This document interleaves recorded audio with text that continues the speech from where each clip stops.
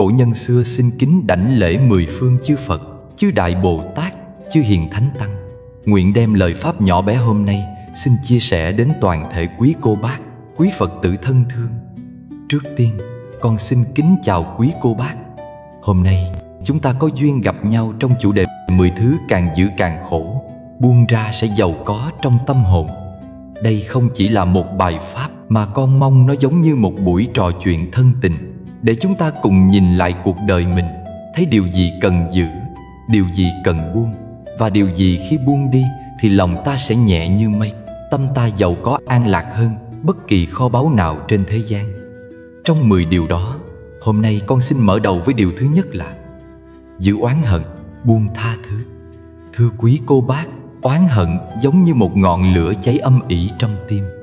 Khi ta ôm giữ sự hận thù, dù người kia có hiện diện hay không, chính ta là người bị ngọn lửa ấy thiêu đốt đầu tiên. Đức Phật từng dạy oán thù không thể diệt oán thù, chỉ có từ bi mới diệt được oán thù. Cổ nhân xưa nhớ, có lần đọc một câu chuyện ở Ấn Độ.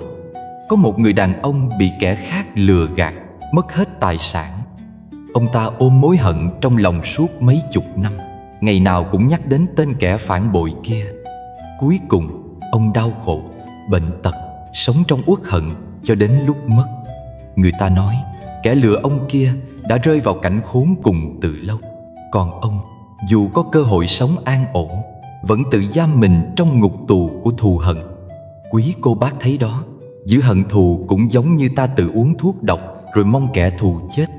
Câu chuyện thứ hai, con xin kể, có lẽ gần gũi hơn. Có một bà cụ ở quê, tuổi đã ngoài 70. Cụ có người con trai bỏ nhà đi vì giận cha mẹ. Bao nhiêu năm, cụ ôm nỗi oán trách trong lòng. Tại sao nó dám cãi cha, dám bỏ mẹ? Cụ nghĩ rằng đời mình bất hạnh vì đứa con bất hiếu. Nhưng rồi, một lần cụ được người bạn dẫn đi chùa nghe pháp. Thầy giảng rằng, khi ta trách móc, hận thù, thì chính là ta đang nuôi dưỡng năng lượng độc hại trong thân tâm mình. Chỉ có tha thứ, buông bỏ thì trái tim mới rộng mở. Từ đó, cụ tập tụng chú Đại Bi mỗi ngày, niệm Nam Mô A Di Đà Phật hồi hướng cho con trai. Vài năm sau, đứa con tự tìm về, quỳ dưới chân mẹ xin lỗi. Cụ ôm con vào lòng, khóc mà bảo rằng mẹ đã tha thứ từ lâu rồi. Lòng cụ lúc ấy nhẹ như gió, hạnh phúc như mặt trời lên sau cơn mưa. Quý cô bác ơi, có khi nào ta cảm thấy mình đang mang trên lưng một cái bao nặng? Trong bao ấy, ta chất đầy những lời nói làm mình đau, những hành động làm mình tổn thương. Ta cứ nghĩ giữ lại thì mới công bằng, mới không quên. Nhưng thật ra, mỗi ngày ta mang bao nặng ấy, lưng ta còng xuống, bước chân ta chậm lại, trái tim ta chai sạn. Oán hận chính là cái bao nặng nề ấy. Người gây khổ cho ta có thể đã quên, có thể họ đã đổi thay, nhưng ta thì cứ ôm giữ để tự hành hạ mình. Giữ oán hận khác nào lấy gai nhọn đâm vào tim mình mỗi ngày. Tha thứ không có nghĩa là ta quên hết, cũng không phải ta chấp nhận cái sai. Tha thứ nghĩa là ta không để cái sai ấy tiếp tục giết chết sự an lạc trong tâm mình. Tha thứ là một hành động giải thoát cho chính ta. Hãy tưởng tượng lòng ta như một dòng sông. Khi cơn mưa lớn, bùn đất, rác rưởi sẽ đổ xuống sông. Nếu ta chặn lại, rác sẽ nổi lên bềnh, nước đục mãi. Nhưng nếu ta để cho dòng sông chảy, nước sẽ tự gột rửa, cuốn đi tất cả. Tha thứ cũng như vậy. Ta để cho sự hận thù trôi đi, để tâm mình được trong lành.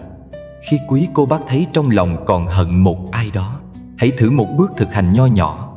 Ngồi xuống, hít một hơi thật sâu, niệm Nam Mô A Di Đà Phật 3 lần. Hãy quán tưởng đến người làm mình khổ. Đừng thấy họ là kẻ thù, mà thấy họ cũng chỉ là một chúng sinh đang vô minh, đang khổ. Hãy nói thầm trong lòng, tôi tha thứ cho anh, cho chị, cho em, cầu chúc bạn được an lành. Làm được như vậy, con tin rằng từng lớp oán hận sẽ tan ra. Lúc ấy, quý cô bác sẽ thấy lòng mình nhẹ như người buông gánh nặng trên vai xuống, bước đi thong dong giữa trời. Trong Kinh Pháp Cú, Đức Phật dạy, ai sống trong oán hận thì sẽ không bao giờ có an lạc. Ai bỏ được oán hận thì sẽ an vui. Lời dạy này ngắn gọn mà sâu sắc vô cùng. Tha thứ không phải vì người kia xứng đáng, mà vì ta xứng đáng được bình an. Thưa quý cô bác, mỗi vết thương trong lòng ta đều có thể lành lại nếu ta biết đặt nó dưới ánh sáng của từ bi. Tha thứ không phải chuyện dễ làm trong một ngày, nhưng từng ngày ta tập buông đi một chút. Giống như mặt trời lên, bóng đêm dần tan. Hôm nay, cổ nhân xưa mong rằng nếu quý cô bác đang còn giận một ai, còn trách một điều gì, thì xin hãy nhớ lời Phật dạy: oán hận càng giữ càng khổ, tha thứ thì tâm hồn giàu có. Buông đi một oán thù, lòng ta sẽ có thêm một đóa hoa nở. Con cầu chúc cho toàn thể quý cô bác, quý Phật tử từ hôm nay tập sống với tâm tha thứ, tâm từ bi, để mỗi ngày là một ngày bình an, mỗi bước chân là một bước nhẹ nhàng trên con đường giải thoát. Nam Mô A Di Đà Phật.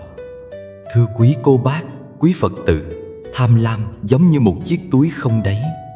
Dù chúng ta bỏ vào bao nhiêu thì nó vẫn chưa bao giờ thấy đủ. Con người vì tham mà tranh giành, vì tham mà tạo nghiệp, vì tham mà chẳng thể nào an vui.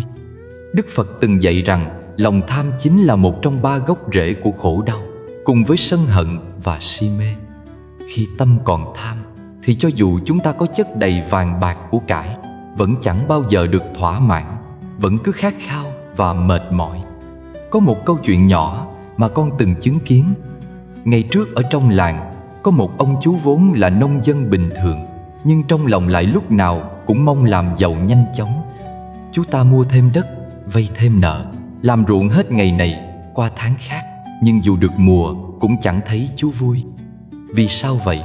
Vì khi thu được 10 bao lúa, chú lại mong thành 20. Khi có được căn nhà ngói, chú lại mong biệt thự to lớn. Lòng tham chẳng khác gì cái hố sâu, cứ càng đổ vào thì càng không thấy đáy. Còn người hàng xóm của chú chỉ làm vừa đủ, phần dư thì mang đi chia cho những gia đình khó khăn trong làng. Lạ thay, nhà người hàng xóm tuy không to lớn, nhưng lúc nào cũng rộn ràng tiếng cười, gia đình hòa thuận, con cháu hiếu thuận. Trong khi chú nông dân kia lại ngày càng khổ, vì nợ nần, vì lòng tham chẳng bao giờ biết dừng. Câu chuyện đó khiến con nhớ đến lời Phật dạy rằng lòng tham giống như uống nước biển, càng uống thì càng khát. Người tham tưởng rằng cứ gom góp thêm thì sẽ hạnh phúc, nhưng thật ra càng tham thì càng trói buộc tâm mình vào sợi dây phiền não. Giống như con chim bị nhốt trong lồng vàng, nhìn bên ngoài tưởng cao quý, nhưng bên trong vẫn là tù đày, chẳng bao giờ được tự do. Thưa quý cô bác, quý Phật tử, san sẻ chính là chiếc chìa khóa để mở cánh cửa lòng, để thoát khỏi cái lòng tham lam đó. Khi ta biết cho bi, cũng là lúc ta đang tự giải thoát mình. Đức Phật có dạy rằng bố thí là hạnh đầu tiên trong 6 hạnh Ba La Mật. Người biết bố thí không chỉ là cho vật chất, mà còn cho cả nụ cười, cho lời nói tử tế, cho thời gian, cho sự lắng nghe. Những điều ấy tuy nhỏ, nhưng lại gieo trồng những hạt giống thiện lành, khiến cho tâm mình ngày một rộng mở, đời sống trở nên nhẹ nhàng. Con xin kể thêm một hình ảnh mà có lẽ ai cũng từng thấy. Khi dòng sông chảy, nước luôn tìm cách chia sẻ để tưới mát ruộng đồng, để nuôi dưỡng cây cỏ, để đem phù sa bồi đắp cho đời. Cũng vậy, tâm biết san sẻ sẽ như một dòng sông, đi đến đâu thì làm cho nơi đó thêm xanh mát, thêm sự sống. Ngược lại, một ao nước tù chỉ giữ lại cho riêng mình thì chẳng bao lâu sẽ bốc mùi, đục ngầu và cạn kiệt. Có nhiều cô bác từng tâm sự với con rằng mình không có tiền nhiều, không biết phải bố thí sao cho đúng. Nhưng thưa quý cô bác, san sẻ không nhất thiết phải là những gì to tát. Chỉ cần một đĩa cơm chay cúng dường Tam Bảo, một chút rau gửi cho người hàng xóm nghèo, hay một câu niệm A Di Đà Phật thành tâm hồi hướng cho những người đã khuất, tất cả đều là hạnh bố thí. Khi ta thực hành những điều nhỏ bé ấy, tâm mình sẽ dần bớt đi sự ích kỷ, bớt đi lòng tham muốn, mà trở nên rộng lượng hơn, hoan hỷ hơn. Con lại nhớ đến một câu dạy của cổ nhân: càng giữ thì càng khổ, càng cho thì càng giàu. Giàu ở đây không chỉ là tiền bạc, mà là giàu có trong tâm hồn, giàu có trong tình thương, giàu có trong phước báu. Bởi vì khi ta cho đi, ta gieo hạt giống lành, mà hạt giống lành thì sẽ nảy mầm, trổ hoa, kết trái trong đời này, và đời sau. Thưa quý cô bác, quý Phật tử, để tập buông bỏ lòng tham, chúng ta có thể bắt đầu từ những việc đơn giản. Mỗi ngày khi đi chợ, hãy tập mua vừa đủ dùng, đừng để thừa mứa rồi lãng phí. Mỗi tháng, hãy dành một chút tiền nhỏ hoặc ít gạo, ít rau để gửi đến người khó khăn. Mỗi tối, hãy dành vài phút ngồi tĩnh tâm niệm Phật, quán chiếu xem hôm nay ta có còn tham cầu gì quá mức không, rồi tập buông xuống. Những việc làm ấy tuy nhỏ, nhưng giống như từng giọt nước, lâu ngày sẽ làm đầy cả bình. Đức Phật dạy rằng một người dù đem cả núi vàng bố thí mà không có tâm từ bi, thì phước báu chẳng bằng một người đem nửa bát cơm với tâm chân thành.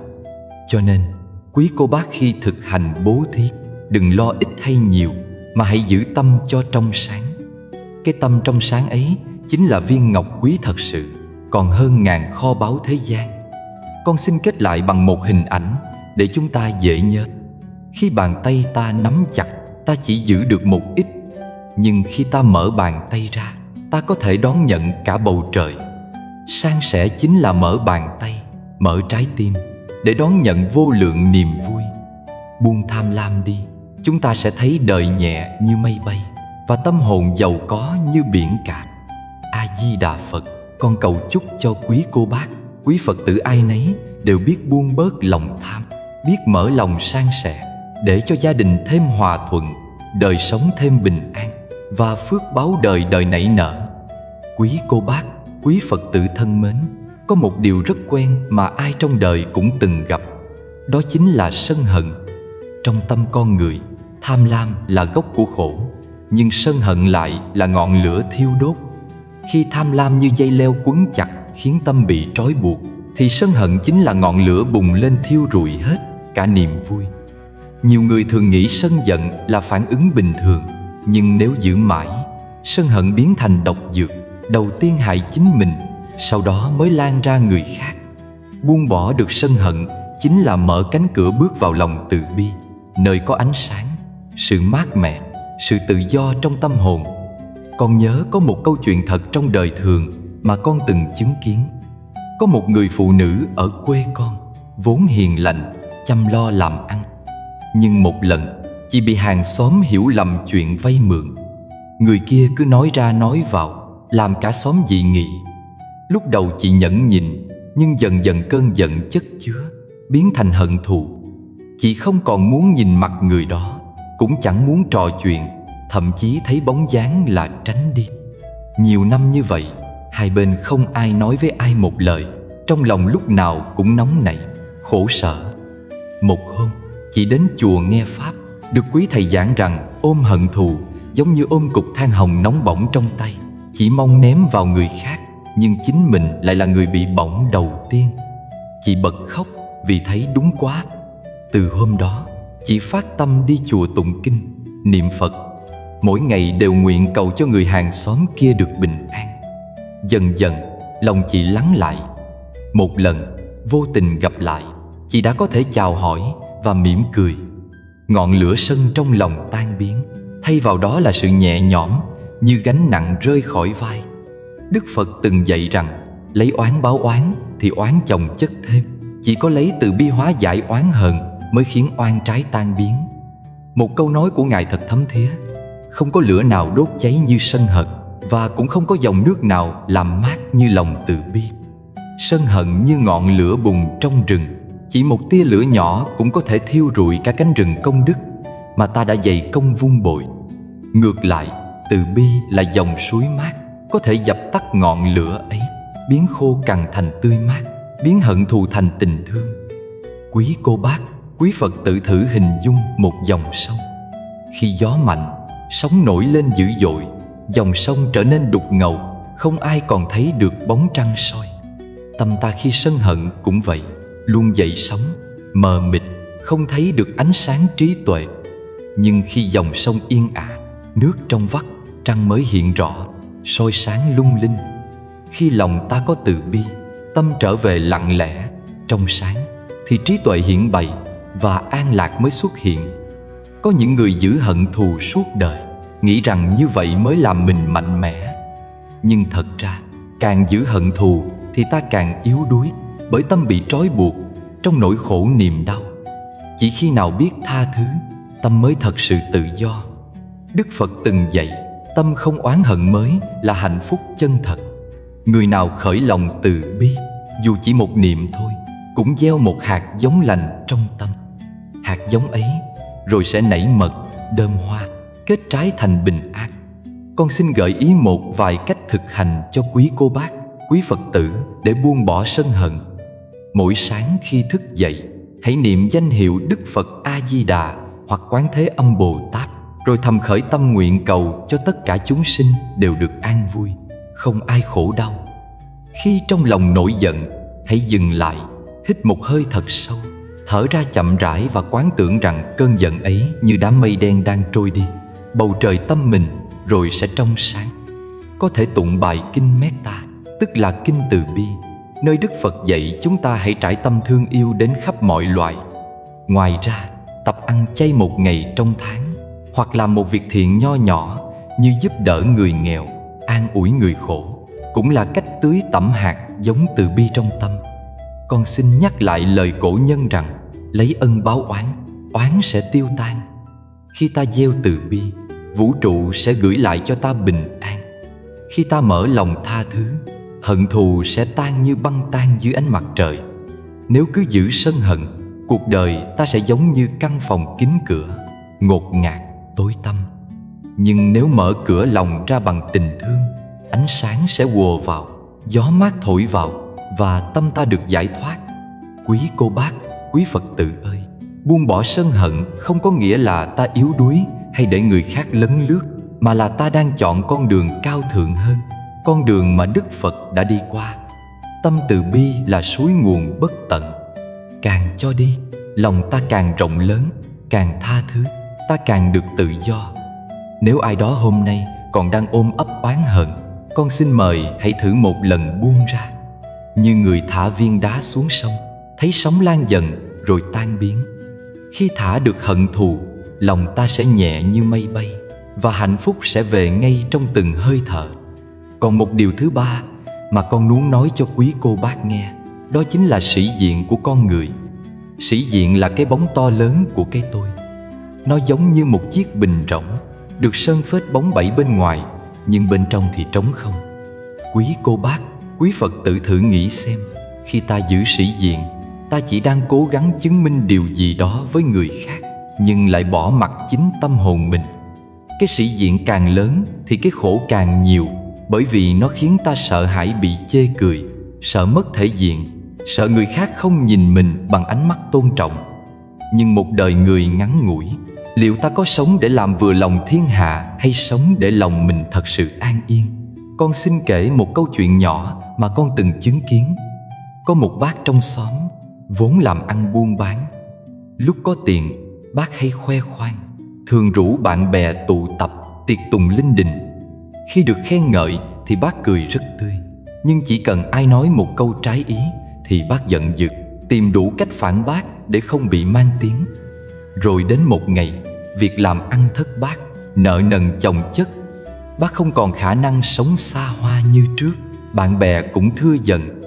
Thế nhưng bác không chịu thừa nhận sự thật, không dám xin giúp đỡ, chỉ vì sợ mất sĩ diện. Bác chọn cách vay chỗ này đắp chỗ kia để giữ cái vỏ ngoài giàu có. Kết quả cuối cùng là phá sản, gia đình ly tán. Cái sĩ diện mà bác ôm giữ cuối cùng đã biến thành gánh nặng làm bác gục ngã. Trong giáo lý của Đức Phật, Ngài từng dạy rằng mọi khổ đau đều bắt nguồn từ ngã chấp, từ việc ta chấp vào cái tôi này là thật, là quan trọng. Nhưng thật ra cái tôi ấy giống như một đám mây bay ngang bầu trời, thoát đến rồi thoát đi, không có gì cố định. Khi ta cố bám víu vào nó, ta sẽ khổ như người muốn níu kéo bóng hình trong gương. Cổ nhân cũng thường nhắc rằng cây lúa càng trĩu hạt thì càng cúi xuống. Người có trí tuệ thật sự thì luôn khiêm hạ, không cần phô trương, không cần giữ sĩ diện. Bởi sự an vui của họ không đến từ ánh mắt tán thưởng của người đời, mà đến từ sự thông dong trong chính trái tim. Giữ sĩ diện chẳng khác nào giữ một hòn đá nặng trong lòng, lúc nào cũng lo người khác thấy mình không đủ giỏi, không đủ giàu, không đủ đẹp. Nhưng khi ta buông xuống, lòng sẽ nhẹ như dòng sông buông bỏ từng hạt phù sa để chảy về biển rộng. Đức Phật có dạy rằng ai biết hạ cái tôi, biết khiêm nhường, người ấy sẽ có tâm rộng lớn bao la. Cái sĩ diện làm lòng ta khô cứng, nhưng buông sĩ diện thì lòng sẽ mềm như đất, có thể nảy nở những hạt giống thiện lành. Vậy thì con xin chia sẻ một vài cách thực tập để buông bỏ sĩ diện trong đời thường. Trước hết, quý cô bác, quý Phật tử có thể tập hít thở chánh niệm. Khi có ai đó nói lời trái ý, ta chỉ thở vào thở ra, nhìn lại tâm mình thay vì vội vàng phản bác. Khiêm nhường không phải là hạ thấp bản thân, mà là biết nhìn mình đúng chỗ, biết rằng mọi sự khen chê chỉ như cơn gió thoảng qua. Ta cũng có thể tập bố thí, làm việc thiện một cách âm thầm, không phô trương, để rèn luyện tâm buông, bỏ mong cầu tiếng khen. Ngoài ra, việc thường xuyên tụng kinh, niệm Phật, đặc biệt là những bài kinh nói về vô ngã như kinh Bát Nhã, sẽ giúp ta thấy rõ bản chất hư ảo của cái tôi. Một người biết buông sĩ diện sẽ sống tự do hơn rất nhiều. Khi không còn bị trói buộc bởi ánh mắt người đời, ta có thể cười thật khi vui, khóc thật khi buồn, sống thật với lòng mình. Đó mới chính là sự giàu có trong tâm hồn. Một đời người, quý cô bác, quý Phật tử à, chỉ cần ta biết sống chân thật, biết lấy tình thương làm nền tảng, thì không cần sĩ diện, ta vẫn tỏa sáng như đóa sen trong bùn, thơm ngát mà không cần khoe khoang. Giữ sĩ diện thì tâm hồn trống rỗng, buông sĩ diện thì lòng đầy đủ. Hãy nhớ lời Phật dạy rằng chiến thắng lớn nhất không phải là thắng người khác, mà là thắng chính mình. Nếu ta thắng được cái tôi kiêu ngạo trong lòng, thì cuộc đời này sẽ an yên như trăng sáng trên dòng sông. Buông sĩ diện đi, quý cô bác, quý Phật tử sẽ thấy lòng mình thanh thản, nhẹ nhõm và giàu có vô cùng. Con người ta khi sống chung trong một xã hội, dễ sinh ra tâm niệm nhìn vào người khác, rồi quay lại đo lường chính mình. Nhìn thấy người có nhà cao cửa rộng thì trong lòng khởi ý ao ước, thấy người có địa vị thì sinh tâm tự ti, thấy người thua kém mình thì lại dấy lên ngạo mạn. Cứ thế, đời sống trở thành một vòng xoáy, không có điểm dừng, vì lúc nào cũng bị cuốn đi trong sự đối chiếu, so sánh. Giữa sự so sánh chẳng khác nào cầm một thanh gươm hai lưỡi, một lưỡi quay về người, một lưỡi quay ngược lại đâm chính mình, khiến cho tâm hồn chẳng bao giờ an yên. Đức Phật từng dạy rằng không có ngọn lửa nào đốt cháy tâm ta dữ dội bằng ngọn lửa tham và sân, mà gốc của tham sân ấy phần lớn cũng từ việc so sánh mà ra. Có một câu chuyện đời thường con được chứng kiến nơi xóm nhỏ quê nhà. Có cô Hạnh, một người phụ nữ làm nghề bán bún riêu nuôi 3 con ăn học. Quý cô bác, quý Phật tử biết không, cô vốn hiền lành, chịu thương chịu khó. Nhưng rồi trong xóm có người bạn mở quán phở, đông khách nườm nượp, xe ra vào không ngớt. Cô Hạnh bắt đầu buồn phiền, mỗi lần thấy quán kia đông khách là mỗi lần lòng cô rối bời. Dù buôn bán vẫn đủ ăn đủ mặc, nhưng trong tâm cô lúc nào cũng thấy thua kém, thấy mình nhỏ bé, thấy cuộc đời bất công. Cô không còn niềm vui trong công việc, lời lẽ trở nên cau có, con cái học hành cũng bị ảnh hưởng. Một người vốn có cuộc sống bình yên, chỉ vì giữ sự so sánh mà biến niềm vui thành khổ đau, biến gia đình thành nơi nặng nề. Đó chính là sức tàn phá ghê gớm của sự so sánh, âm thầm gặm nhấm tâm hồn mỗi ngày. Trong giáo lý của Đức Phật, Ngài thường nhắc chúng ta hãy nhìn vào chính mình, tu sửa chính mình. Người xưa có câu, mỗi cây mỗi hoa, mỗi nhà mỗi cảnh. Như những dòng sông, sông Hồng không giống sông Cửu Long, sông Thu Bồn không giống sông Đà, nhưng tất cả đều chảy về biển cả. Cuộc đời mỗi người cũng vậy, không ai giống ai. Đức Phật từng dạy, đừng so mình với người, hãy soi mình trong gương tâm. Bởi vì khi ta so sánh, ta vô tình gieo hạt giống ganh ghét hoặc tự ti. Khi hạt giống ấy lớn lên, nó sẽ trở thành rừng gai, ngăn chặn ta đi đến an lạc. Nếu quý cô bác, quý Phật tử chịu khó quan sát, sẽ thấy sự so sánh luôn gắn liền với khổ đau. Người già so mình với tuổi trẻ thì buồn cho sức khỏe suy tàn. Người nghèo so mình với giàu thì sinh tâm oán hận. Người học ít so mình với học nhiều thì mặc cảm tự ti. Nhưng thử hỏi, liệu sự so sánh ấy có làm đời sống tốt hơn không? hay chỉ khiến lòng thêm nặng nề? Giống như một người cầm gương mờ soi vào mặt mình, càng soi càng chẳng thấy gì rõ ràng, chỉ thấy thêm những hình ảnh méo mó. Đức Phật có lời dạy rất sâu sắc rằng người biết đủ là người giàu có nhất. Biết đủ không phải là không còn phấn đấu, mà là không so đo cuộc đời mình với người khác. Khi ta biết đủ, lòng ta bình an như ao sen buổi sớm, không bị sóng gió dập vùi. Khi ta biết đủ, ta còn có khả năng thương yêu người khác thật lòng, không xen lẫn ganh ghét. Bài học từ đây thật rõ ràng. Giữa sự so sánh chỉ khiến ta khổ, buông nó ra thì ta mới sống trọn vẹn đời mình. Quý cô bác, quý Phật tử muốn tập buông thì hãy thử vài điều nhỏ. Mỗi sáng khi thức dậy, hãy chắp tay niệm một câu Nam Mô A Di Đà Phật, phát nguyện sống trọn với chính mình, không đem đời mình ra đặt cạnh ai khác. Mỗi lần tâm so sánh khởi lên, hãy dừng lại, thở một hơi thật sâu, tự nhủ mình rằng đời ai nấy sống, ta hãy quay về vun bón cho hạt giống an lạc trong tim. Mỗi tháng, hãy tập ăn chay vài ngày, hoặc làm một việc thiện không cần ai biết, như âm thầm giúp một người khó khăn. Khi ta gieo những hạt giống lành, chính hạt giống ấy sẽ giúp ta thấy đời sống mình có ý nghĩa, chẳng cần so với ai.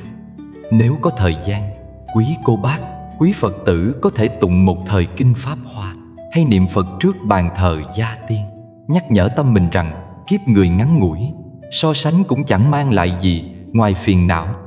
Thay vào đó, hãy lấy lòng từ bi làm thước đo, lấy nụ cười của người thân làm niềm vui.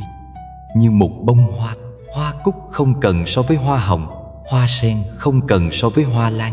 Mỗi loại đều có vẻ đẹp riêng, đều góp hương sắc cho đời. Con người ta cũng vậy, ai cũng có hạt ngọc trong tâm. Chỉ cần mài dũa đúng cách, hạt ngọc ấy sẽ sáng ngời mà không cần so đo với bất kỳ ai. Cho nên, con tha thiết mong quý cô bác, quý Phật tử tập buông đi thói quen so sánh. Hãy sống đời mình trọn vẹn như một bài ca riêng biệt. Hãy nhớ lời Phật dạy, trong ta đã có đầy đủ hạt giống hạnh phúc, chỉ cần ta tưới tẩm thì nó sẽ nở hoa. Đừng để tâm bị cuốn đi bởi ánh sáng lấp lánh của người khác, mà quên mất ánh sáng Phật tánh đang bừng chiếu nơi chính mình. Buông sự so sánh, lòng ta nhẹ như mây bay, đời ta sáng như mặt trời mọc, và trong ánh sáng ấy, ta tìm thấy sự giàu có chân thật trong tâm hồn. Giữ tiền của không chính đáng, thưa quý cô bác, quý Phật tử, chẳng khác gì ôm một ngọn lửa đang cháy trong tay.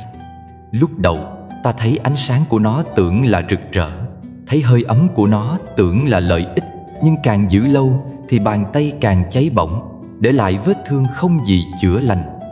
Con người vì tham lam mà muốn giữ lấy tiền bạc phi nghĩa, nhưng nào đâu biết rằng đó chính là sợi dây vô hình trói buộc tâm hồn, khiến cho thân tâm khổ sở không an.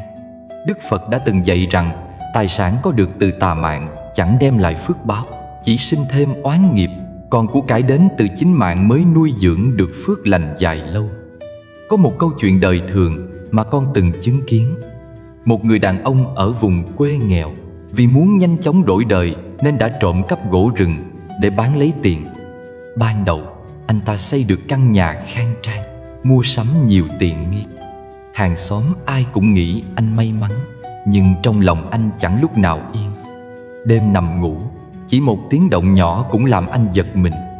Mỗi lần nhìn thấy bóng dáng kiểm lâm hay nghe chuyện ai bị bắt vì trộm gỗ, mồ hôi anh vã ra như nước. Con cái anh cũng dần hư hỏng, bỏ học, ăn chơi, vì chúng thấy đồng tiền quá dễ kiếm mà chẳng cần lao động. Cuối cùng, nghiệp báo đến, anh bị bắt và tài sản bị tịch thu. Căn nhà khang trang hóa ra chỉ là cơn mộng ngắn, để rồi sau đó là chuỗi ngày tù tội và nhục nhã. Câu chuyện ấy chẳng phải là minh chứng rõ ràng cho câu nói của cổ nhân rằng của phi nghĩa như lửa trong tay đó sao? Trong giáo pháp của Đức Phật, Ngài thường nhấn mạnh đến chánh mạng, tức là phương thức sinh sống chân chính, không sát sinh, không buôn bán vũ khí, không buôn người, không lừa lọc, không bán rượu gây mê muội lòng người. Đức Phật dạy rằng một đời sống không dựa trên chánh mạng thì dù có tiền bạc chất cao như núi, trong lòng vẫn là hố sâu bất an. Hình ảnh một ngọn đèn dầu leo lét là một ví dụ. Dầu lấy được từ tà mạng chẳng khác gì thứ dầu bẩn, Khi đốt lên thì ngọn lửa khói mù, làm cay mắt, ngộp thở. Ngược lại, dầu lấy từ lao động chân chính thì sáng trong, cháy lâu, tỏa ánh sáng êm dịu. Đó là ánh sáng của niềm vui trong sạch, của sự an nhiên trong đời sống hàng ngày. Quý cô bác, quý Phật tử thử nhìn lại xã hội hôm nay. Biết bao người gom góp tiền bạc bằng cách bất thiện. Có kẻ tham nhũng, có người buôn bán hàng giả, có người lừa lọc bạn bè. Họ tưởng mình khôn khéo, nhưng thực ra chỉ gieo hạt độc vào trong lòng đất của chính cuộc đời mình. Hạt giống nào gieo xuống thì quả ấy sẽ trổ lên. Gieo hạt giống bất thiện thì quả khổ đau sẽ đến, sớm hay muộn cũng chẳng tránh được. Đời là một cánh đồng, bàn tay ta gieo gì thì gặt đó. Đừng mong trồng gai mà hái hoa, cũng đừng mong nuôi rắn mà hưởng yên. Một bài học quý báu là của cải không chính đáng chẳng bao giờ ở lâu với ta. Nó sẽ ra đi như nước lũ cuốn trôi cát bụi. Chỉ có phước đức và thiện nghiệp mới bền bỉ như dòng suối mát, tưới tẩm cho cây đời mãi xanh. Khi ta buông bỏ ý muốn giữ tiền của không chính đáng, lòng ta nhẹ đi, giống như người đang mang một bao tải đá trên lưng nay trút xuống, bước chân thông dong giữa con đường rộng mở. Sự giàu có thật sự là khi lòng ta giàu, khi ta thấy đủ, khi ta có thể chia sẻ với người khác. Để buông bỏ được thói quen tìm kiếm tiền bạc bất thiện, con xin gợi ý vài pháp tu cụ thể. Quý cô bác, quý Phật tử có thể phát tâm ăn chay để nuôi dưỡng lòng từ bi, giữ tâm không sát hại. Mỗi ngày dành ít phút tụng một bài kinh như kinh Phước Đức hay kinh Từ Bi, để tâm mình thấm nhuần giáo pháp, thấy rõ đâu là gốc của hạnh phúc. Khi cầm đồng tiền trong tay, hãy tự hỏi rằng đồng tiền này từ đâu đến, có làm tổn hại đến ai không, có gieo nhân bất thiện nào không. Nếu có, ta hãy lập tức buông bỏ như buông hòn than nóng, vì giữ thêm chỉ thêm khổ đau.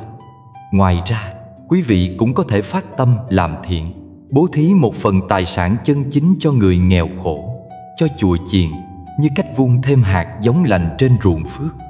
Đức Phật từng dạy rằng của cải phi nghĩa chẳng khác gì mồi lửa trong căn nhà tranh. Ban đầu nó mang lại ấm áp, nhưng khi bùng lên, cả căn nhà sẽ hóa thành tro bụi. Ngược lại, của cải chính đáng là mái nhà vững chãi, che mưa, che nắng, giữ gìn an vui cho cả gia đình. Một người dù nghèo nhưng sống chân chính, lòng họ sáng như trăng rằm. Một người giàu nhưng bất chính, lòng họ tối tăm như đêm không trăng. Bài học rút ra cho tất cả chúng ta là hãy tập sống ngay thẳng, làm ăn chân chính, biết đủ và biết buông. Đừng vì tham chút lợi trước mắt mà đánh mất sự bình yên lâu dài. Tiền bạc chân chính là dòng nước trong, có thể uống, có thể tắm gội. Tiền bạc bất chính là nước đục, càng uống càng bệnh, càng tắm càng bẩn. Chọn dòng nước nào, đó là sự lựa chọn của mỗi người. Và khi ta chọn được dòng nước trong, tức là ta đã bước thêm một bước vào con đường an lạc mà Đức Phật đã chỉ bày. Con xin thưa cùng quý cô bác, quý Phật tử rằng hạnh phúc chẳng nằm ở chỗ ta giữ được bao nhiêu tiền, mà nằm ở chỗ tâm ta thanh tịnh đến đâu. Giữ tiền phi nghĩa là giữ lửa, còn giữ tâm thiện là giữ hoa sen nở.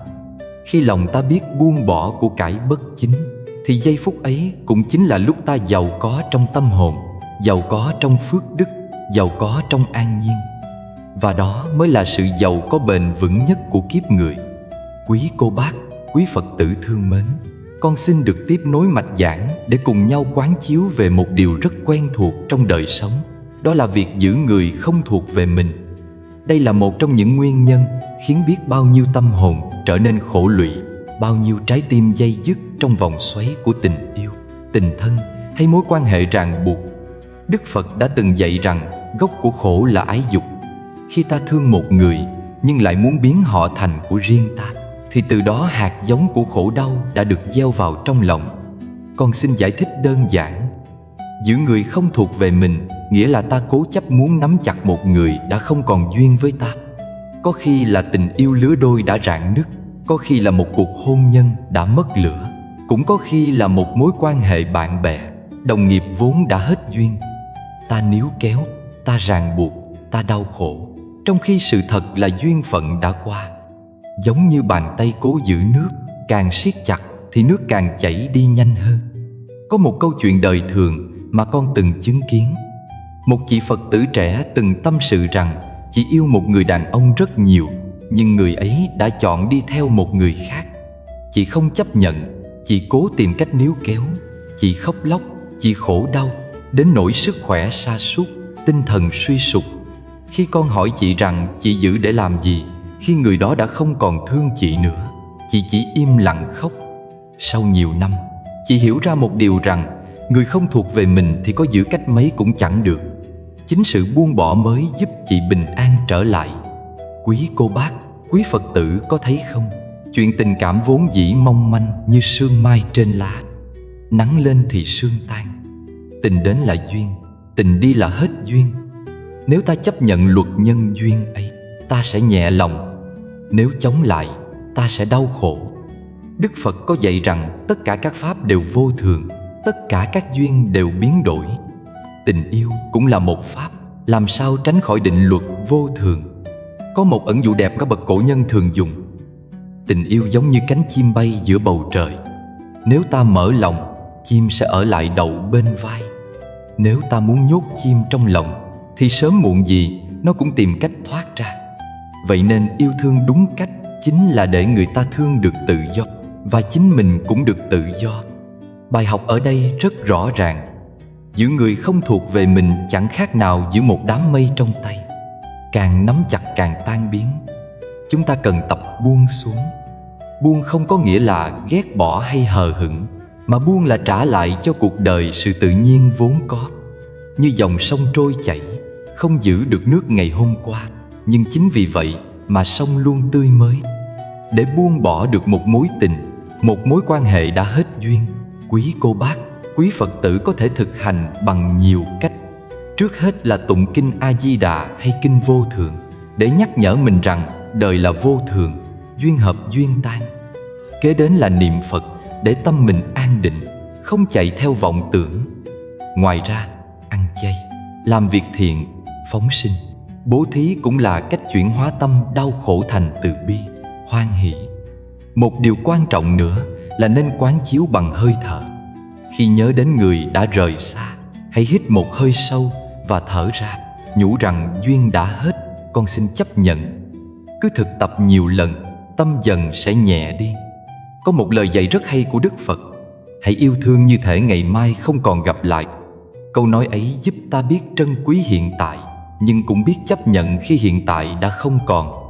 Tình yêu vốn dĩ là món quà, khi có thì đón nhận, khi mất thì tri ân và buông tay. Cổ nhân cũng có câu: hữu duyên thiên lý năng tương ngộ, vô duyên đối diện bất tương phùng. Nghĩa là có duyên thì xa cách ngàn dặm cũng sẽ gặp nhau, còn không duyên thì đứng cạnh nhau cũng chẳng thành. Ta hiểu điều này thì sẽ bớt khổ đau khi một người rời xa mình. Quý cô bác, quý Phật tử ơi, giữ người không thuộc về mình chỉ khiến trái tim nặng nề, như ôm một tảng đá giữa dòng sông. Buông tay ra thì ta mới có thể bơi qua bờ bên kia. Bờ ấy chính là bờ của bình an và tự tại. Con xin chia sẻ thêm một cách thực hành rất thiết thực.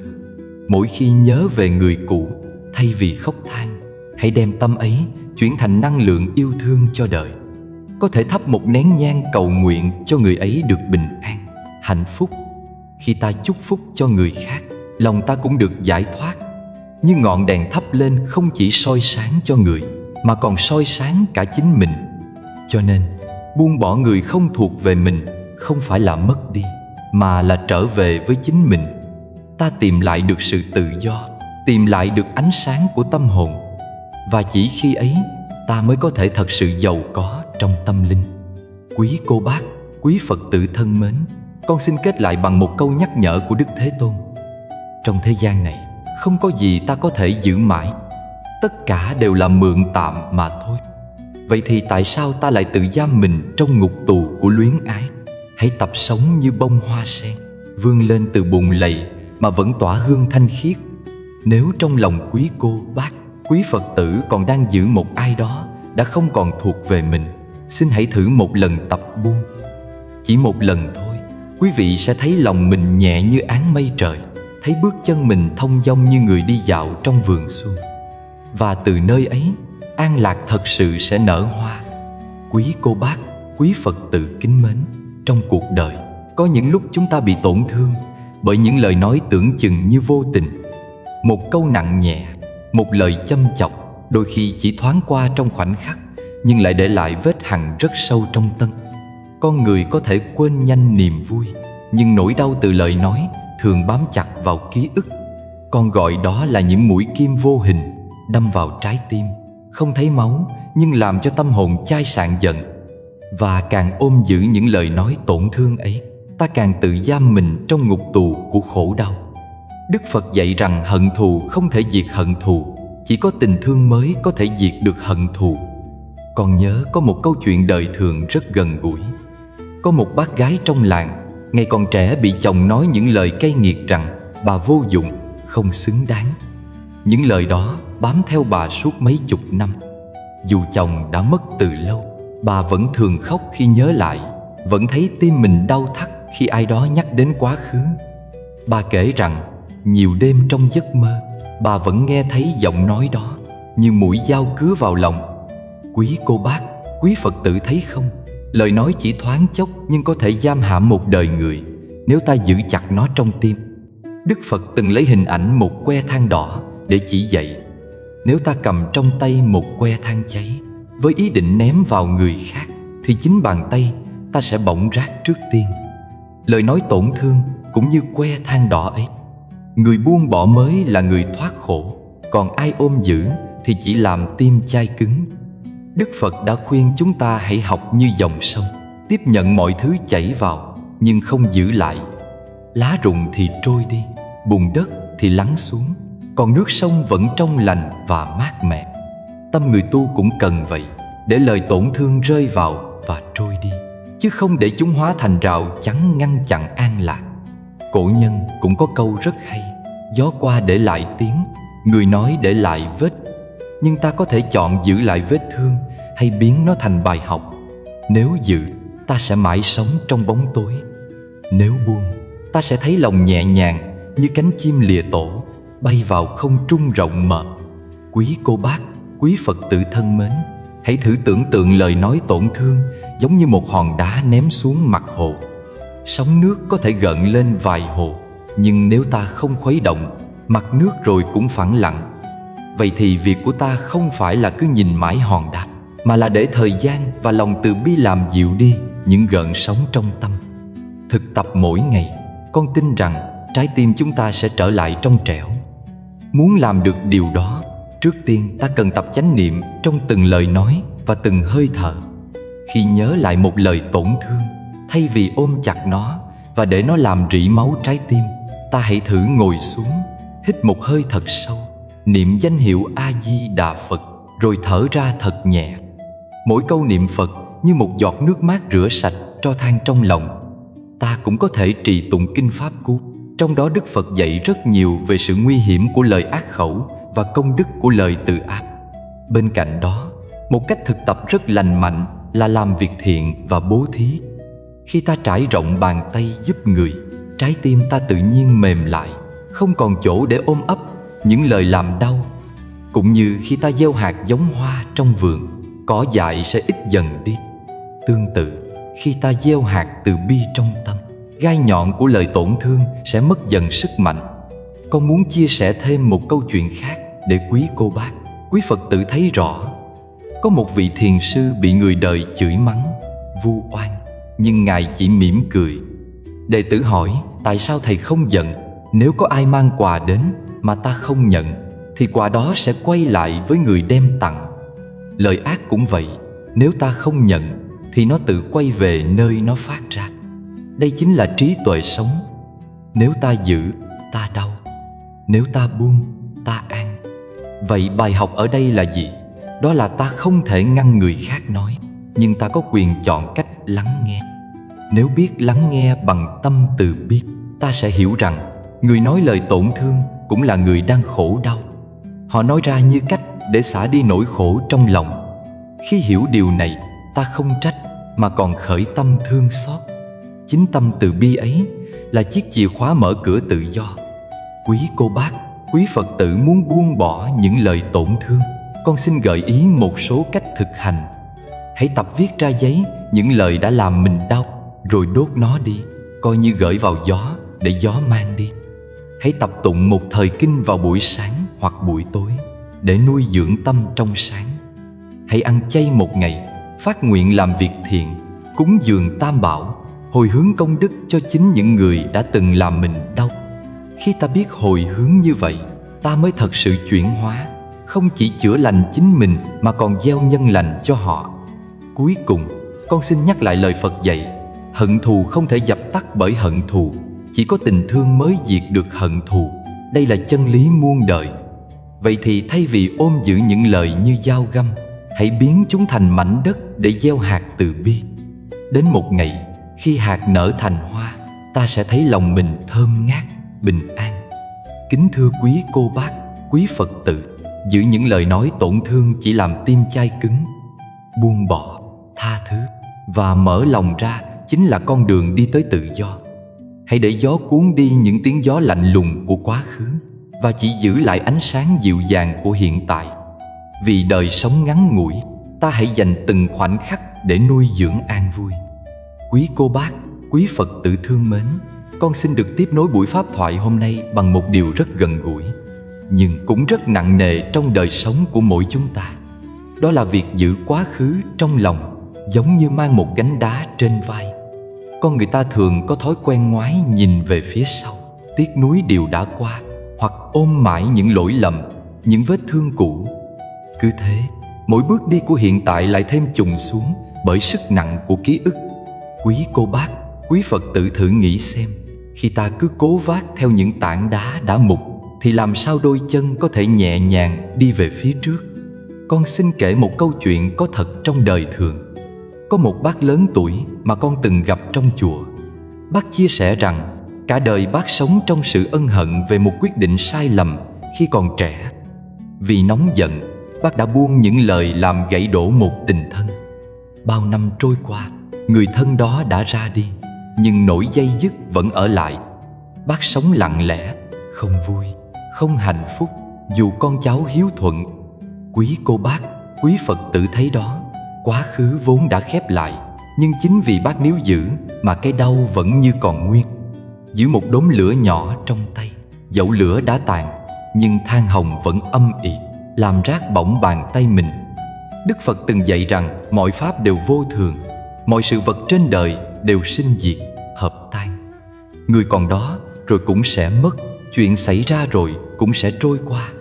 Chỉ có tâm ta là cứ giữ lại nên khổ đau không chịu rời đi. Ngài từng nói đừng tìm về quá khứ, đừng tưởng tới tương lai, hãy an trú trong hiện tại. Câu dạy ấy chẳng phải là một lời triết lý xa vời, mà chính là chiếc chìa khóa mở ra cánh cửa an yên. Khi tâm ta dừng lại, không luyến tiếc quá khứ, ta mới thật sự sống được trọn vẹn giây phút bây giờ. Nếu ví đời người như một dòng sông, thì quá khứ chính là những lớp bùn đã lắng xuống đáy. Nếu cứ cố khuấy lên, nước sẽ đục mãi, ta chẳng thấy được dòng nước trong xanh. Nhưng nếu buông bỏ, để cho bùn lắng xuống, mặt sông sẽ sáng như gương, soi rõ cả bầu trời. Hay như người gánh đá trên vai, nếu không chịu đặt xuống, thì đôi vai mãi oằn nặng, không bao giờ được thông dong. Con xin nhắc thêm một câu chuyện trong kinh. Có hai nhà sư cùng đi đường, gặp một cô gái không dám qua sông. Một vị sư liền bế cô qua. Đến vài dặm sau, vị sư kia mới trách: sao huynh lại phạm giới, bế một người nữ? Vị sư bế cô gái mới đáp: tôi đã đặt cô ấy xuống bờ sông từ lâu, còn huynh thì vẫn còn mang trong lòng đến giờ. Câu chuyện ngắn gọn mà đầy ý nghĩa. Đặt xuống được thì nhẹ, giữ mãi trong lòng thì nặng. Quý cô bác, quý Phật tử thương, khi ta cứ sống bằng quá khứ, thì hiện tại sẽ bị mờ đi. Một cánh cửa đã đóng, nhưng ta cứ ngồi trước cửa chờ nó mở, trong khi bên cạnh có bao nhiêu cánh cửa mới đang chờ ta bước vào. Nhiều khi ta nghĩ rằng giữ lại những ký ức ấy là cách để mình nhớ, để không quên. Nhưng kỳ thực, giữ lại chỉ khiến trái tim thêm chai sạn. Nhớ cũng được, nhưng nhớ để mỉm cười, để biết ơn, chứ đừng nhớ để khổ. Vậy, làm sao để buông bỏ quá khứ? Con xin được chia sẻ vài điều thực hành cụ thể. Trước hết, quý cô bác, Quý Phật tử hãy tập ngồi thiền hoặc niệm Phật hàng ngày. Khi một ký ức cũ hiện về, thay vì chống cự, hãy mỉm cười, đọc thầm danh hiệu A-di-đà Phật, coi ký ức ấy như một đám mây trôi ngang trời. Nó đến rồi đi, không phải của ta, không cần giữ. Thứ hai, hãy viết ra giấy những điều khiến ta day dứt, rồi đem đốt đi, như một cách tượng trưng rằng ta đã đặt xuống gánh nặng. Thứ ba, hãy làm việc thiện, cúng dường, bố thí, ăn chay, phóng sinh. Mỗi việc lành như một giọt nước mát, rửa dần đi lớp bụi bám trong tâm, để ta thấy lòng nhẹ nhõm hơn. Đức Phật có dạy rằng nếu ta gieo hạt giống thiện, quả ngọt sẽ đến. Còn gieo mãi hạt khổ đau, thì cây khổ đau lại mọc. Khi ta ôm giữ quá khứ, tức là ta đang tưới tẩm hạt giống khổ. Nhưng khi biết buông bỏ, ta đã gieo lại hạt an lành. Tâm như mảnh đất, ta gieo hạt nào, đất sẽ nở hoa theo hạt đó. Con cũng muốn nhắn nhủ rằng quá khứ không thể thay đổi, nhưng hiện tại và tương lai thì còn nguyên vẹn trong tay. Nếu cứ nhìn mãi vào cánh cửa đã khép, ta sẽ bỏ lỡ cánh cửa đang mở. Nếu cứ ngồi bên dòng nước đã chảy đi, ta sẽ không thấy được nguồn nước mát ngay bên cạnh mình. Buông quá khứ không phải là quên hết, mà là đặt nó vào đúng vị trí, như một bài học, như một ký ức để ta trưởng thành hơn, chứ không phải xiềng xích để giam hãm mình. Quý cô bác, quý Phật tử thương mến, buông quá khứ không dễ, nhưng có thể. Chỉ cần ta dám thử đặt xuống một phần, sẽ thấy lòng mình nhẹ hơn một phần. Rồi từng ngày, tảng đá trên vai sẽ vơi đi, để ta có thể bước đi thảnh thơi. Như một bông sen vươn lên từ bùn, không vì bùn mà nhơ, mà nhờ bùn mà nở hoa tinh khiết. Quá khứ là bùn, hiện tại là hoa sen. Xin quý cô bác, quý Phật tử hãy chọn làm đóa sen vươn lên, chứ đừng mãi ôm bùn trong tay. Con kính chúc cho mỗi chúng ta biết học hành buông bỏ, để quá khứ chỉ còn là dấu chân trên cát, sóng sẽ cuốn đi, chỉ để lại phía trước một con đường rộng mở, sáng trong và đầy hoa trái an yên. Quý cô bác, quý Phật tử thương mến, hôm nay con xin được tiếp tục chia sẻ với quý vị về một gánh nặng nữa mà rất nhiều người chúng ta đang vô tình mang theo trên vai. Đó chính là tâm đố kỵ. Cái tâm này giống như một ngọn lửa nhỏ, nhưng nếu nuôi dưỡng, nó sẽ bùng lên thiêu rụi hết thảy niềm vui, biến nội tâm chúng ta trở nên nghèo nàn và khô cằn. Đức Phật có dạy rằng đố kỵ chẳng khác nào uống thuốc độc mà mong người khác chịu khổ, cuối cùng thì chính mình là người héo hon trước tiên. Con xin phép được giải thích một cách giản dị. Tâm đố kỵ là khi chúng ta không vui trước thành công hay hạnh phúc của người khác, trái lại, trong lòng lại sinh ra sự khó chịu, bực bội. Đố kỵ không cho phép ta thừa nhận giá trị thật sự của tha nhân, mà luôn đặt mình vào sự so đo hơn thua. Đố kỵ như một căn bệnh âm thầm, ban đầu tưởng như nhỏ bé, nhưng lâu ngày sẽ hủy hoại sự bình yên trong tâm hồn, khiến chúng ta không thể nào hạnh phúc. Người có tâm đố kỵ, dù giàu có vật chất cũng vẫn cảm thấy thiếu thốn, bởi trái tim không biết mở ra đón nhận ánh sáng yêu thương. Con xin kể lại một câu chuyện rất đời thường. Có một người phụ nữ quanh năm buôn bán ngoài chợ. Bà ta cần mẫn, chịu thương chịu khó, nhưng khi thấy người bạn hàng bên cạnh bán được nhiều, trong lòng bà không mừng mà lại chộn rộn, ganh ghét. Càng ngày, sự đố kỵ ấy càng lớn, khiến bà hay buông lời chì chiết, nói xấu sau lưng. Một hôm, bà ốm nặng, nằm trên giường bệnh. Trong cơn mê man, bà cứ lẩm bẩm rằng vì người kia nên mình khổ. Người thân nghe xong mới ngậm ngùi, bởi rõ ràng sự khổ ấy chẳng do ai khác mà chính do ngọn lửa đố kỵ trong lòng bà nuôi lớn từng ngày. Đến khi bệnh tình không còn cứu vãn, bà mới thở dài rằng giá như mình biết hoan hỷ với người khác thì cuộc đời đã khác đi. Qua câu chuyện ấy, chúng ta thấy đố kỵ giống như một cái bóng đen, luôn lẩn khuất sau niềm vui của người khác để che lấp ánh sáng trong tim mình. Đức Phật từng dạy rằng khi thấy người khác được phước, hãy sinh tâm tùy hỷ, bởi vui cùng người khác chính là tự tạo thêm phước báu cho bản thân. Ngược lại, khi khởi tâm ganh ghét, ta chẳng khác nào đang khép lại cánh cửa an lạc của chính mình. Người xưa cũng có câu, cây lớn sinh bóng mát, người lớn tâm sẽ sinh phước. Nếu cứ nhỏ nhoi trong ganh tị, ta chỉ khiến tâm hồn héo úa như một mảnh đất khô cằn không bao giờ có hoa nở. Đố kỵ còn giống như soi gương mà lại thấy vết nhơ không phải của mình. Người mang tâm đố kỵ lúc nào cũng nhìn vào hạnh phúc, thành công của kẻ khác để rồi tự rước khổ đau. Thực chất, sự khổ ấy chẳng đến từ người ngoài mà chính từ cách nhìn sai lệch của ta. Giống như một dòng sông, nước vốn trong lành, nhưng nếu ta ném bùn xuống, mặt nước sẽ đục. Bùn đó không từ ai khác mà chính từ bàn tay ta ném xuống. Quý cô bác, quý Phật tử thương kính, để buông bỏ đố kỵ, điều đầu tiên ta cần là học tâm tùy hỷ. Khi ai đó thành công, thay vì so đo, hãy khởi niệm vui cùng. Tùy hỷ không chỉ giúp tâm ta rộng mở, mà còn nuôi lớn phước báu. Giống như hạt giống gieo xuống đất màu mỡ, niềm vui tùy hỷ sẽ nở ra hoa trái an lạc trong tâm hồn. Con xin mạn phép nhắc lại lời Phật dạy. Hỷ là một trong 4 tâm vô lượng, cùng với từ bi và xả. Khi ta vui trong niềm vui của người khác, ta đang làm giàu có chính mình. Thứ hai, để chữa lành tâm đố kỵ, ta có thể thực hành niệm Phật. Mỗi khi trong lòng khởi niệm ganh ghét, con kính khuyên quý cô bác, quý Phật tử hãy dừng lại, hít một hơi thật sâu và thầm niệm Nam Mô A Di Đà Phật. Âm thanh ấy giống như làn gió mát thổi tan đám mây đen trong tâm. Ngoài ra, tụng kinh Pháp Hoa hay kinh Từ Bi cũng giúp nuôi dưỡng tâm hồn, đưa ánh sáng từ bi vào thay thế sự ganh tị. Thứ ba, hãy tập làm thiện và chia sẻ.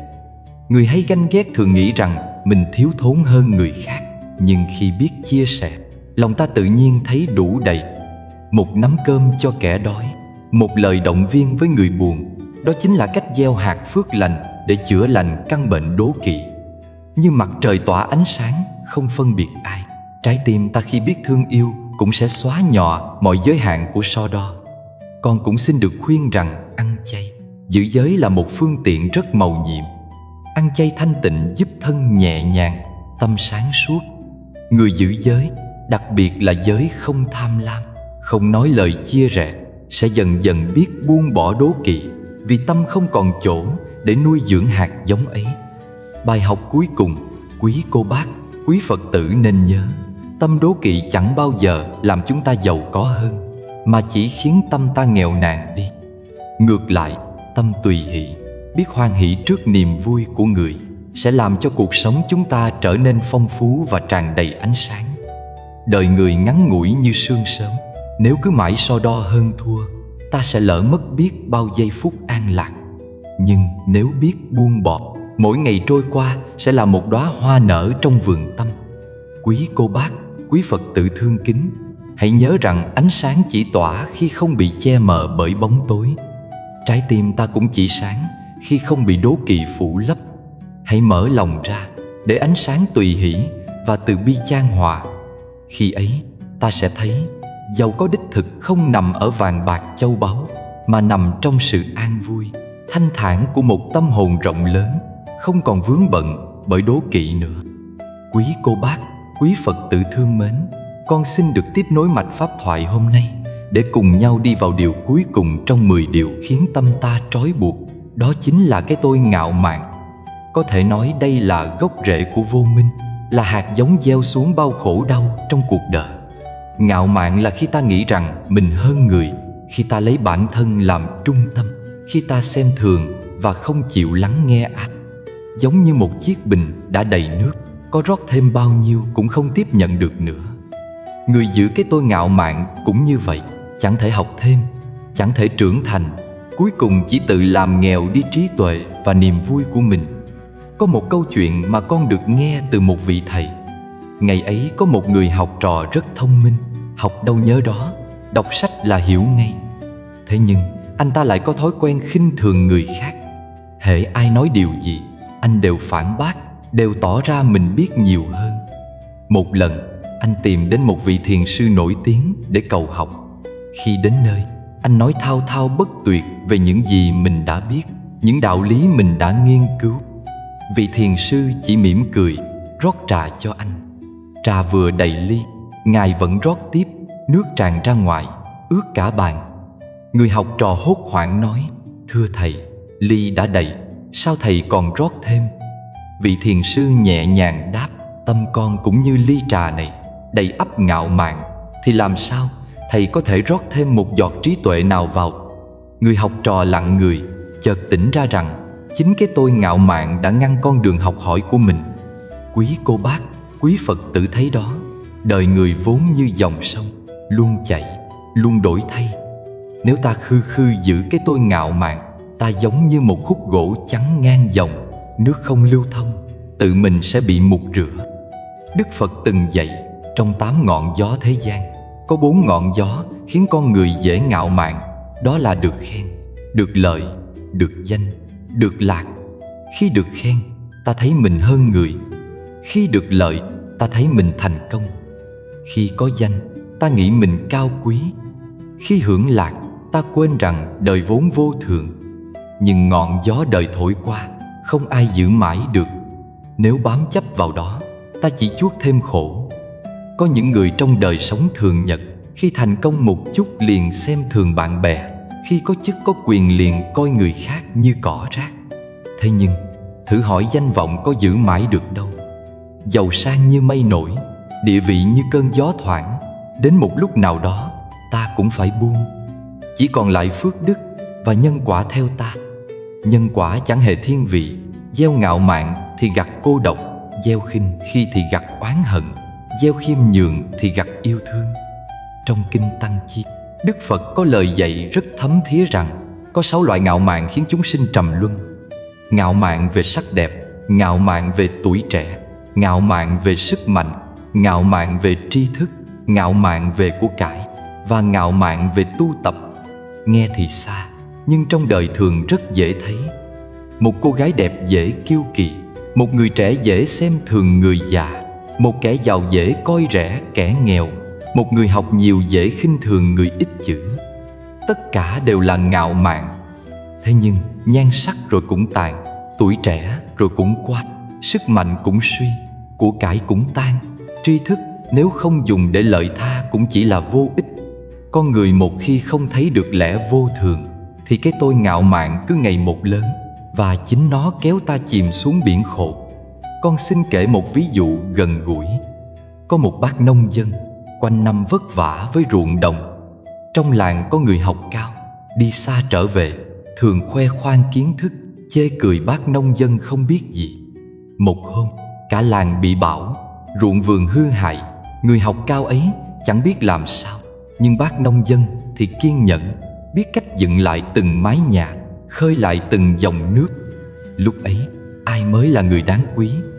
Tri thức có thể làm ta ngạo mạn, nhưng sự khiêm nhường mới cho ta khả năng vững chãi. Như hạt lúa cúi đầu, chính vì cúi đầu mà kết hạt trĩu vàng. Người khiêm nhường là người giàu phước đức.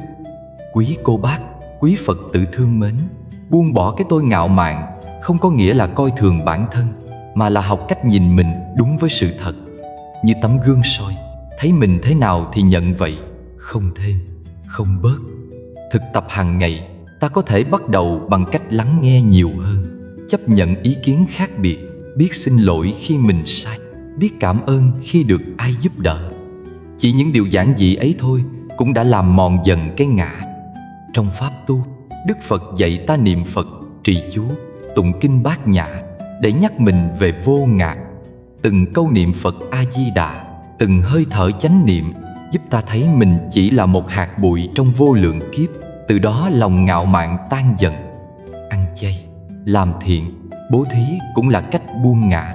Vì mỗi việc làm là một lần, ta đặt người khác lên trên bản thân, gieo hạt giống từ bi. Cái tôi ngạo mạn cũng giống như một ngọn núi cao che khuất ánh mặt trời, khiến tâm ta mãi tối tăm. Nhưng nếu ta chịu sang bằng ngọn núi ấy, mặt trời trí tuệ sẽ soi chiếu cho ta sự sáng suốt. Cái tôi ngạo mạn giống như chiếc áo khoác nặng trĩu, ta khoác mãi thì mệt mỏi, chỉ cần buông ra, thân thể liền nhẹ nhàng. Bài học sâu sắc mà con muốn gửi gắm là khiêm nhường chính là con đường đi vào trí tuệ và hạnh phúc. Người khiêm nhường không bao giờ sợ mất, vì trong tâm họ đã giàu có. Người khiêm nhường không cần khoe, vì ánh sáng từ bi của họ tự tỏa ra. Người khiêm nhường cũng chẳng sợ bị coi thường, vì họ biết giá trị thật sự không nằm ở lời khen tiếng chê, mà nằm ở tâm an tĩnh. Quý cô bác, quý Phật tử thân mến, đời người vốn vô thường, có đó rồi mất đó. Nếu cứ ôm chặt cái tôi ngạo mạn, ta chỉ tự cô lập mình, tự khổ thêm. Còn khi buông ngạo mạn, sống khiêm nhường, ta trở thành dòng sông trong, chảy êm đềm, ai cũng muốn soi bóng. Cũng như lời dạy của Đức Phật, không có cái ta nào thật sự hiện hữu, chỉ có dòng chảy nhân duyên nối tiếp. Nhận ra được điều ấy, ta mới thật sự tự do. Vậy nên, hôm nay, con xin mời quý cô bác, quý Phật tử, khi trở về nhà, hãy thử thực tập một điều nhỏ. Hãy lắng nghe ai đó trong gia đình bằng cả trái tim. Đừng ngắt lời, đừng phán xét. Hãy thử cúi đầu cảm ơn một người phục vụ mình, dù là nhỏ bé. Hãy thử ngồi yên 10 phút niệm Phật, quán chiếu rằng mình chỉ là một phần của pháp giới vô biên. Những thực tập đơn giản ấy chính là chìa khóa mở cánh cửa buông bỏ ngạo mạn. Con xin kết lại mục này bằng một câu trong Kinh Pháp Cú: ai thắng ngàn quân nơi chiến trận không bằng tự thắng mình. Chiến thắng cái tôi ngạo mạn là chiến thắng lớn nhất. Khi buông được nó, quý cô bác, quý Phật tử sẽ thấy lòng mình rộng mở như bầu trời, sáng trong như vầng trăng, và an lạc sẽ ngự trị nơi từng hơi thở. Kính thưa quý cô bác, quý Phật tử, đến đây con xin được dừng lại đôi lời để cùng nhau khép lại hành trình đã đi qua. Từ những chia sẻ nhỏ bé về 10 điều càng giữ càng khổ, con chỉ mong rằng quý cô bác, quý Phật tử thấy được một điều giản dị: khổ đau không phải đến từ bên ngoài, mà chính là do những thứ ta ôm chặt trong lòng. Khi buông được, ta sẽ thấy nhẹ như chiếc lá lìa cành, thảnh thơi bay theo gió, không còn bị níu kéo bởi gốc rễ trần gian. Đức Phật từng dạy rằng tất cả khổ đau của con người đều khởi lên từ tâm chấp ngã. Khi ta giữ cái tôi, giữ hận thù, giữ tham vọng, giữ đố kỵ, giữ cả những nỗi buồn đã qua, thì lòng mình chẳng bao giờ có chỗ cho bình an trú ngụ. Ngược lại, khi ta biết buông bỏ, thì như dòng sông được gỡ đá chặn dòng, nước sẽ trong mát mà chảy ra biển cả vô tận. Buông bỏ không phải là mất đi, mà là tìm lại sự giàu có trong tâm hồn. Giàu có ấy không đo bằng vàng bạc, mà đo bằng nụ cười hiền, bằng trái tim biết yêu thương, bằng bước chân thảnh thơi trên cõi đời vô thường. Buông bỏ chính là mở cánh cửa để hạnh phúc bước vào. Quý cô bác, quý Phật tử, hãy thử lắng nghe chính mình, mỗi ngày tập buông đi một chút. Buông một lời trách móc, buông một hờn giận, buông một sự so đo nhỏ nhoi.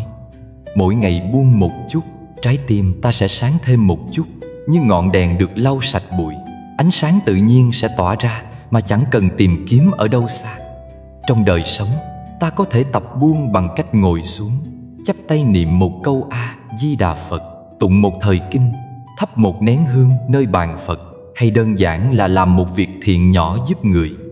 Những hành động ấy như từng hạt giống gieo xuống, rồi ngày mai sẽ nở hoa bình an trong tâm hồn. Kính mong quý cô bác, quý Phật tử, sau khi nghe pháp thoại nhỏ bé này, có thể tự nhắc mình, khổ đau đến rồi cũng sẽ đi, duy chỉ có tình thương và sự an lạc là còn mãi. Hãy tập buông để được sống đời nhẹ nhàng. Hãy tập mở lòng để thấy đời này vốn là một món quà quý giá mà ta may mắn được trao. Con xin thành tâm nguyện cầu 10 phương chư Phật gia hộ cho toàn thể quý cô bác, quý Phật tử thân tâm thường an lạc, gia đạo hạnh phúc, vạn sự cát tường, và nhất là trên bước đường tu tập, ai ai cũng tìm được cho mình một nụ cười bình yên giữa dòng đời nhiều sóng gió. Nam Mô A Di Đà Phật. Kính thưa quý cô bác, quý Phật tử, chúng ta vừa cùng nhau đi qua 10 điều càng giữ càng khổ. Buông ra thì lòng sẽ trở nên giàu có và thảnh thơi. Con tin rằng mỗi người sau khi nghe, trong tâm đều có một hạt giống an lạc vừa được gieo xuống. Nếu biết tưới tẩm mỗi ngày, hạt giống ấy sẽ nảy mầm, lớn lên và cho ra hoa trái của bình an, của yêu thương, của hạnh phúc chân thật. Buông bỏ không phải để mất đi, mà để có lại chính mình, để có một tâm hồn rộng lớn và tự tại. Cầu mong tất cả chúng ta đều đủ duyên lành thực tập, để mỗi bước chân giữa đời đều nhẹ như mây, mỗi nụ cười đều chan chứa từ bi. Nếu quý cô bác, quý Phật tử cảm thấy pháp thoại hôm nay mang lại cho mình sự an lạc, xin hãy gieo thêm một hạt giống lành bằng cách đăng ký kênh Cổ Nhân Xưa. Chỉ một nút nhấn nhỏ, nhưng chính là lời động viên để con có thêm duyên lành tiếp tục chia sẻ nhiều bài pháp thoại, nhiều câu chuyện nhân sinh để cùng nhau tu tập, cùng nhau vững bước trên con đường tìm về an yên. Nguyện cầu hồng ân Tam Bảo luôn che chở, để quý cô bác, quý Phật tử thân tâm thường an lạc, gia đình hạnh phúc, đời sống bình yên. Nam Mô A Di Đà Phật.